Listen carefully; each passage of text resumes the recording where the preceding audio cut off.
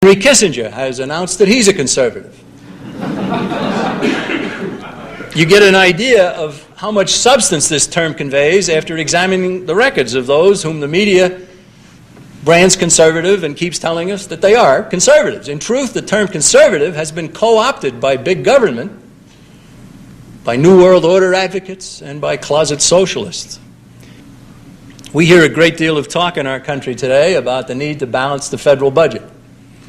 Right now, the accumulated national debt exceeds $5 trillion. It costs $300 billion per year for interest. So what do our leaders propose? Democrat and Republican leaders tell us they plan to balance the budget in 7 years. This means that for at least 6 more years, they plan to add to the national debt and to the interest bill borne by the taxpayers. The John Birch Society believes that the budget can be balanced in a matter of months. 2 very easily understood steps would get the job done. First step, terminate all foreign aid, including Mexican-style bailouts. All of it is completely unconstitutional to begin with, and it hardly makes sense for a nation so heavily indebted as ours to be giving away money. And the second step would be to bring the troops home. Why should we be absorbing the defense budget for Japan and South Korea and Germany and Italy and so many other countries?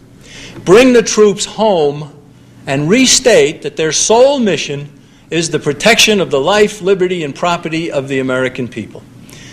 Some will call that isolationism, but I'm not an isolationist, and I don't think you are either.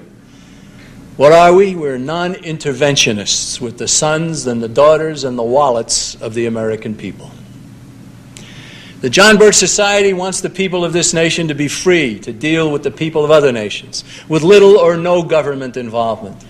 We are prone to quote the great English leader Richard Cobden, who stated a century and a half ago, "Peace will come to this earth when her peoples have as much as possible to do with each other, their governments the least possible." Americans all across this land must realize that they are being persuaded to follow false leaders, to put confidence in men who don't deserve your confidence, and to adopt as a standard virtually meaningless media characterizations, conservative and liberal, instead of the Constitution. Understanding the real Newt Gingrich and others like him is essential. It's time for a change. A large and growing number of Americans are becoming rightfully alarmed about the direction our country is heading.